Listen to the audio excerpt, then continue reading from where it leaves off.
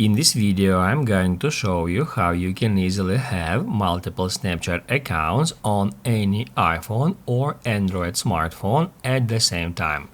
Be sure to watch the video to the very end so you don't make any mistakes. Let's get started, guys, and first off we need to open up Snapchat app.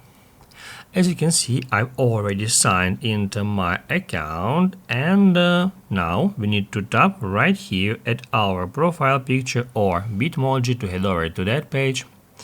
Then just go to settings by tapping at that gear, and on the settings scroll down to the very bottom until you find this logout option. Now I'm gonna log out from my current account, so just tap right here and then log out. And then you will be taken to that page where you can actually add another account to the app simply by tapping right here down below at sign up to sign up and create new account. And also you can choose this one, use other account.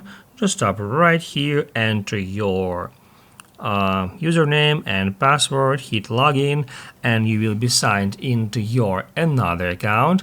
And after that your account will also appear right here. So that's how then you will be able to switch between your accounts.